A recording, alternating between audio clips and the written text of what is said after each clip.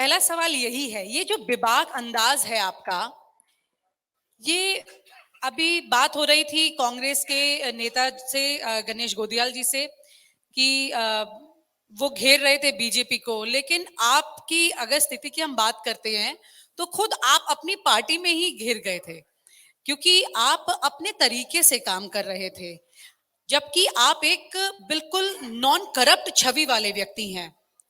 Corruption आपने होने नहीं दिया, क्या यही कमी रही?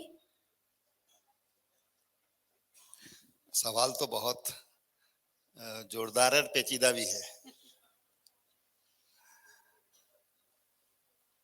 लेकिन जब हम राजनीति करते हैं तो राजनीति में केवल ईमानदारी, अच्छा काम करना यही पर्याप्त नहीं है। जो मैंने अनुभव किया, अच्छी राजनीति करना भी आना चाहिए।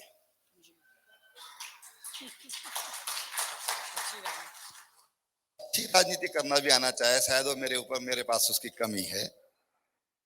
और क्योंकि मूलतः मैं एक सामाजिक कार्यकर्ता हूं, कभी अपने आप को राजनीतिक कार्यकर्ता के रूप में न चाहता हूं, न राजनीतिक छवि ही केवल मेरी छवि रहे ये चाहता हूं।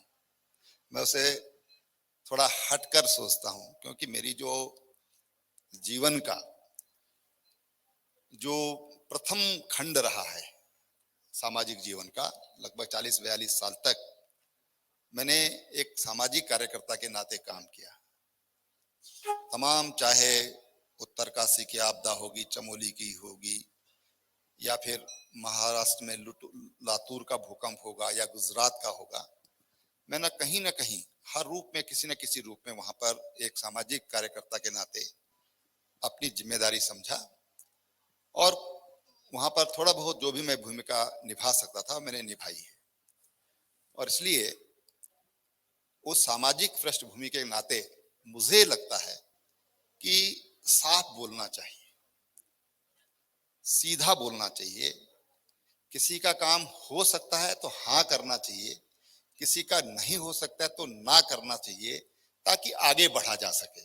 कई बार हम उसी में उलझे रहते हैं। मैं देखता था उत्तर प्रदेश के समय में, मैं कई नेताओं को देखा, मैंने लंबे समय तक उत्तर प्रदेश में भी काम किया।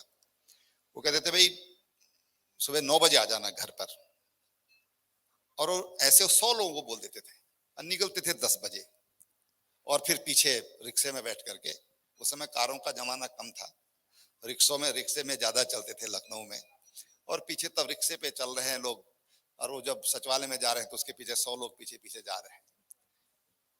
मेरा स्वभाव उस भीड़ से बचने का रहा। इलेक्शन पीरियड में भी मैं कभी भी 1 या 2 गाड़ी, अपनी गाड़ी उसके अलावा 1 गाड़ी ज्यादा से ज्यादा, मैं इससे ज्यादा लेकर चलने का मेरा स्वभाव नहीं है।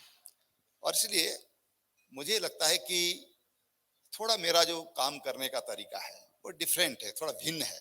हो सकता है इसमें से कुछ लोगों को पसंद ना आता हो।